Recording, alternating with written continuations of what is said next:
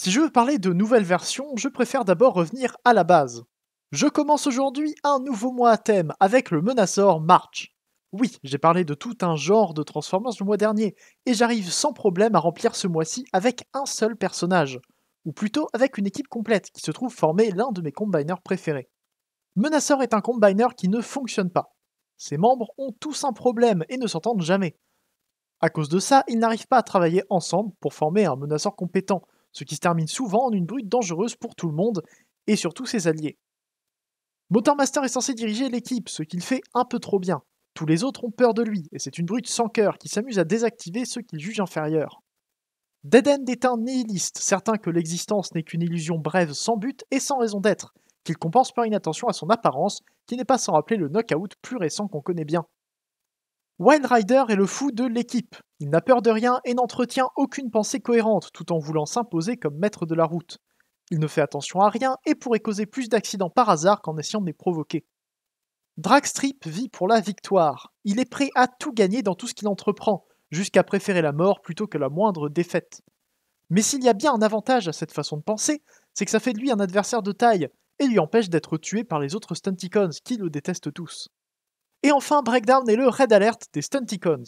En plus de partager le même modèle de voiture, c'est lui aussi un parano sans équivalent, prêt à croire que tout le monde l'observe et veut sa mort.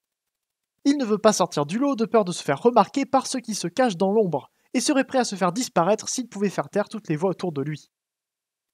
Et cette équipe a eu droit à ses premiers jouets en 1986. Alors oui, c'est un peu rapide, mais j'ai pas grand chose d'autre à dire dessus. Les personnages sont simples et pas trop exploités tels quels non plus, donc si je veux éviter de faire une vidéo d'une demi-heure, je devrais peut-être continuer. Je disais donc que les premiers jouets des Stunticons sont sortis en 1986, d'après des jouets Diaclone qui ne sont jamais sortis dans cette gamme, justement à cause de l'arrivée de Transformers. Il fait partie des premiers Scramble City, un nom qu'on a donné aux Combiners dont les membres peuvent former n'importe quel bras ou jambe du mode combiné. Exactement, ce nom n'est pas non plus sorti de nulle part. Les robots centraux des Combiners se transforment en base qui s'attache sur Metroplex, développé en même temps, et sur Triptychon, fait plus tard pour être également compatible. Et en plus de ça, les plus petits robots se mettent sur les bras et les jambes de Metroplex, ce qui fait une différence minime mais qui ajoute une fonctionnalité. Je le dis tout de suite, mais comme pour ma review de Breakdown et Wild Rider Magic Square, j'ai toujours pas de capot pour Breakdown G1, donc la review sera incomplète, en plus de manquer pas mal d'accessoires pour tout le monde. Vous êtes prévenus. Les Scramble City G1 sont assez petits, avec des voitures assez proches du format des Hot Wheels, et j'aime beaucoup ce qu'ils donnent ensemble. Bien sûr, mes exemplaires ne sont pas les plus propres, mais j'aime le côté ancien qui fait plus jouer qu'un exemplaire en parfait état. En plus, ça les empêche pas d'être amusants.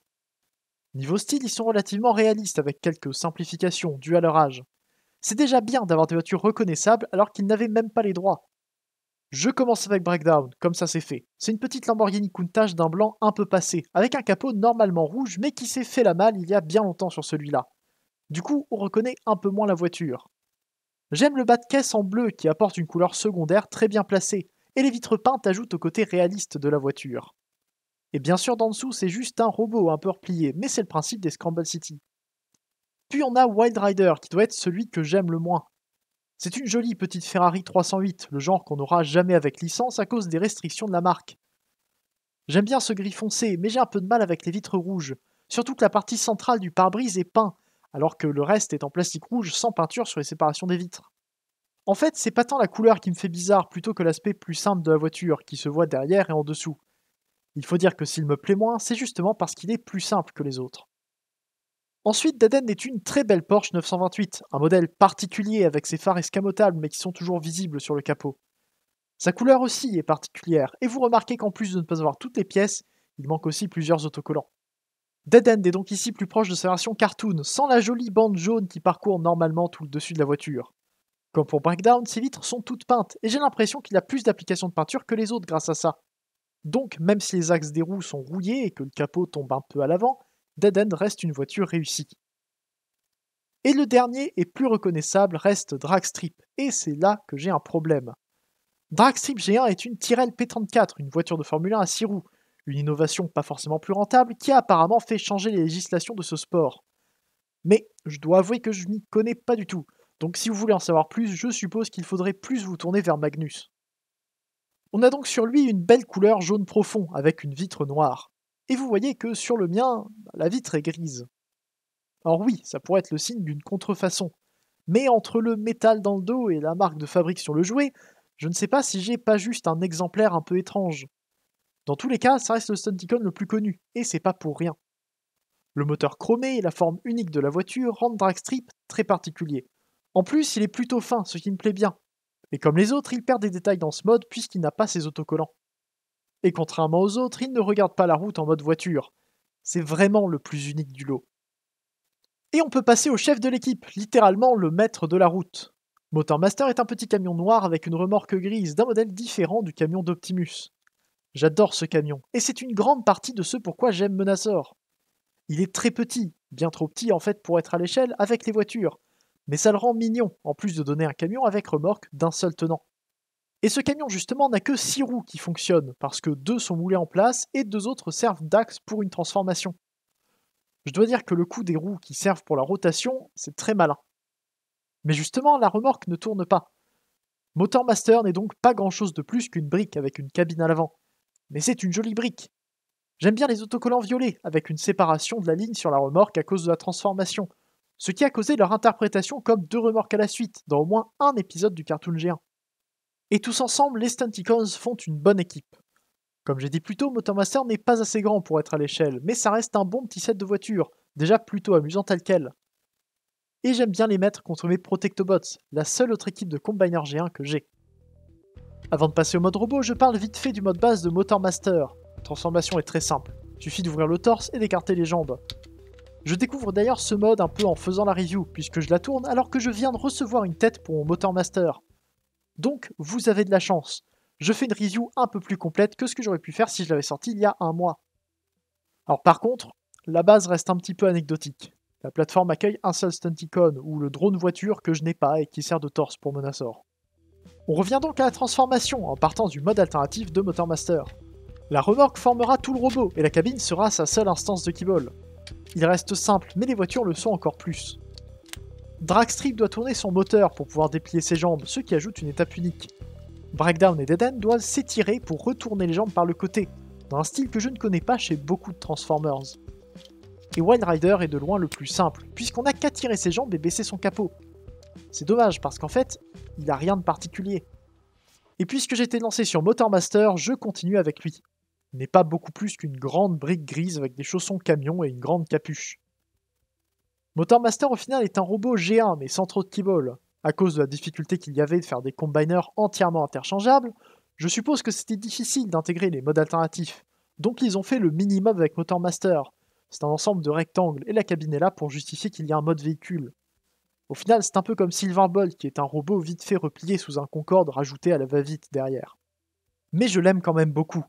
Il est très statique, avec des bras qui ne peuvent qu'aller vers l'avant, mais il y a une présence qui me plaît malgré sa stature. Sa tête me plaît beaucoup, avec ce teint violet pâle et tout le kibble qui l'entoure, qui fera de sa tête cartoon un cube qui contient un visage. Il a de grands yeux, mais ils ne sont pas peints, ce qui est un peu normal. Par contre, vous voyez que j'ai pas mal d'autocollants sur Motormaster, contrairement aux autres Stunticons. Ils ont un peu bougé, ils sont parfois décollés et en mauvais état général, mais ça lui laisse un aspect de vieux jouet, ce qu'il est de toute façon. Et pour un détail étonnant, sa ceinture est suggérée dans la plaque de son torse, ce qui veut dire que ses jambes sont censées commencer encore un peu plus haut. C'est un détail qui m'amuse assez à remarquer. Au niveau des pieds, la cabine est grande et l'absence de roue utile à l'arrière l'empêche de pouvoir rouler comme un throttlebot. Mais au moins, il est très stable. J'aime le fait que la cabine dépasse autant, ce qui donnera ces micro-cabines sur les pieds du modèle d'animation. Pour aller du côté des voitures, Dragstrip est juste jaune, ce qui se verra sur son modèle d'animation à lui aussi. Il est très simple, mais heureusement il peut compter sur sa tête violette au visage bleu et sur le moteur de son torse pour lui donner des couleurs. Tous les petits Stunticons ont des roues sur les épaules, et Dragstrip est le seul à en avoir deux de chaque côté, qui changeront d'orientation dans le cartoon. Et pour rester sur ses bras, ses mains ne servent à rien, puisqu'en fait les ports des poings sont sur les poignets. J'aime bien que ses pieds soient formés de l'aileron de la voiture, mais puisqu'il n'a pas de talons et un peu de métal pour la partie arrière de son corps, il peut parfois tomber en arrière. Dead End me plaît beaucoup. Le noir complémente bien son bordeaux, et il a un bien beau torse en métal. En plus, les roues à l'intérieur des jambes sont une très bonne touche. Son visage est censé être doré, mais je suppose que son précédent propriétaire aimait le faire rouler un peu n'importe où, donc ça a dû frotter à plusieurs reprises parmi ses 35 ans d'existence. Tout comme Dragstrip et les autres voitures, il est coincé dans une pose droite et ne peut que bouger ses bras vers l'avant. Pour son dos, le capot est à l'envers, comme celui de Breakdown devrait l'être s'il l'avait avec lui. Breakdown est très similaire à Dead End, à la différence qu'il est sensiblement plus grand que les autres voitures, ce qui est plutôt étonnant. J'aime bien son visage rouge qui rappelle son capot et le fait qu'il échange le placement de ses deux couleurs principales sur ses jambes par rapport à Dead End.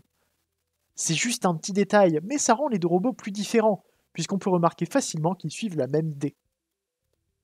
Et pour quelque chose que je n'avais pas vraiment remarqué jusque-là, on peut aussi regrouper Dragstrip et Wild Rider en un duo assez similaire. Alors oui, Dragstrip utilise le dessus de sa voiture comme avant du mode robot, mais les deux ne doivent qu'allonger leurs jambes, et l'avant de leur véhicule se retrouve avec la face avant visible dans leur dos. Ils sont proches en termes d'ingénierie, mais Wild Rider reste le moins intéressant. Entre des bras trop longs, sans détail, avec des ports carrés pour une arme, et des vitres rouges visibles même par l'intérieur qui semblent étirer ses bras dans l'épaisseur, et des jambes basiques qui n'ont pas le détail de moteur de Dragstrip, il ressemble à une caricature qu'on peut se faire des jouets G1.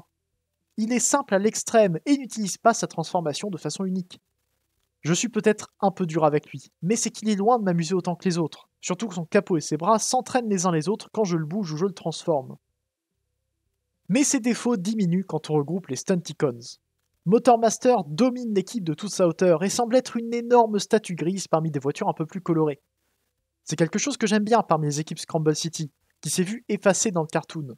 Dans les jouets, le chef était beaucoup plus grand, alors qu'il est d'une taille similaire aux autres dans le dessin animé. Mais bon, après tout, je vais pas non plus demander à un Motormaster à lécher en mode alternatif et qui reste aussi grand que ça en robot par rapport aux voitures. Il serait beaucoup trop grand. Parlant de taille, voici les Stunticons avec quelques comparaisons pour vous aider à mieux situer leur taille. Je n'ai pas fini de parler de Dragstrip, dont voici ces deux versions les plus récentes en Generations. Les Protectobots sont une équipe plus diverse que les Stunticons, mais ils me plaisent quand même un peu moins. On remarque quand même que dans les deux cas, c'est la voiture blanche qui dépasse les autres membres. Pour combiner les Stunticons, il faut déjà transformer le Motormaster. C'est assez simple, mais je note quand même l'étape des épaules. Il faut défaire le torse pour les rapprocher du corps et mieux les tenir en place. Et je trouve l'idée très bonne. Pour les voitures, il suffit de bouger les capots pour les jambes et de sortir l'ensemble de la tête pour les bras. On peut étirer les jambes des voitures qui forment les bras ou les laisser telles quelles. J'avoue que je mélange un peu les deux façons de faire. Et voici le gros défaut des Scramble City G1, et de presque tous les combiners de cette époque en fait. Sans aucune pièce en plus, on n'a pas vraiment un robot complet. Mais grâce à l'ajout de tout Skiball... Oui, c'est vrai, merci de me le faire remarquer. La première utilisation de Skiball désignait en fait l'ensemble des pièces ajoutées à un combiner pour qu'il puisse se former. C'est un mot qui a pris assez rapidement dans le fandom et dont le sens a changé au fil du temps, pour parler maintenant des pièces d'un mode qu'on retrouve dans un autre. Un glissement de sens que j'aime beaucoup constater. Bref, vous aurez remarqué que j'ai pas toutes les pièces pour faire Menasor. J'ai les pieds, les mains, le masque et la ceinture, ce qui est déjà pas mal. Il me manque au moins le drone voiture et son épée, parce que je n'ai que son fusil pour l'armée. Mais même comme ça, Menasor en impose. Le masque se glisse autour de la tête de Motormaster, ce qui donne vraiment l'impression qu'il dirige le combiner, et que, comme dans le cartoon, c'est plus un super mode qu'une combinaison. J'aime beaucoup Menasor, et maintenant que j'ai sa ceinture, je trouve qu'il a un aspect de pavé gris avec des bras et des jambes, ce qui m'amuse pas mal. Et pour passer tout de suite aux articulations, il peut bouger les bras vers l'avant, grâce au port sur Motormaster qui tourne, et il peut aussi écarter légèrement les épaules vers l'extérieur. Sans sa ceinture, il peut aussi bouger les jambes vers l'extérieur, mais elle est si précisément calée contre toutes les pièces de Motormaster qu'elle enlève tout mouvement. Mais après tout, généralement, c'est pas pour les articulations qu'on achète du G1. Menasor a un style, une présence, avec ses bras littéralement faits de voiture entière, et l'absence de keyboard ou que ce soit d'autre. Non, vraiment, normalement, il faut que les jambes et les torses de Breakdown et Wild Rider vers l'avant, et les moitiés de cabine ont disparu derrière les jambes pour former parmi les plus grandes pièces inutiles de tous les combiners G1. Ce qui ne fait au final qu'appuyer l'idée que Motormaster n'est un camion que parce qu'il fallait quelque chose pour tirer la remorque en laquelle il se transforme vraiment. Motormaster n'a pas besoin de sa cabine. Et je parle de Breakdown et Wild Rider en tant que jambes, mais c'est parce que c'est leur placement nominal depuis l'apparition du combiner dans le cartoon. Menasor, comme on le connaît, est censé être comme ça, mais il a été fait pour pouvoir prendre n'importe laquelle des 24 combinaisons possibles des voitures sur ses membres, et même pour accueillir n'importe lequel des modes G1 Scramble City. Mais bon, j'ai pas tout essayé non plus, et j'aime bien avoir ces deux-là en tant que bras. Je n'ai donc qu'une arme pour Menasor et c'est son fusil. Au moins, ça lui donne quelque chose à faire avec des bras qui peuvent aller vers l'avant. Mon Defensor est encore moins complet que Menasor, mais je suis bien content de l'avoir quand même. Au moins, ça me fait une équipe de combiner pour chaque camp. Et c'est tout ce que j'ai à dire sur Menasor G1. Je ne vais pas chercher à aller plus loin, ça reste un jouet des années 80 parmi les plus simples de l'époque. Et j'ai tout le mois pour continuer à parler de Stunticons et de ce que cette équipe aura inspiré. Je ne peux pas vraiment recommander les Stunticons G1 comme je recommanderais une figurine récente. C'est une équipe de jouets simples qui n'a d'intérêt que si on aime la G1, leur style et leur simplicité. Il y a une sorte d'histoire derrière ces jouets, qui me fait les apprécier pour une raison qui n'est pas là sur un one-step actuel. Et pourtant, ils en ont la simplicité de jeu. Et en plus de ça, je dois bien être l'un des rares collectionneurs à bien aimer les one-step. Mais là, c'est juste différent. En tout cas, j'espère vous avoir intéressé avec cette review. Je sais que j'aime pas trop présenter des figurines incomplètes, mais je ne pouvais pas ne pas parler du G1 lorsque je fais un mois entier sur Monasor. Donc j'attends vos retours en commentaire et votre passage sur l'Arche sur Discord pour discuter de lui ou de toute autre chose concernant la franchise. Abonnez-vous pour ne rien louper et faites un tour sur mon YouTube si vous voulez me soutenir. On se retrouve bientôt pour une prochaine vidéo, c'était Ida, fin de jour et salut.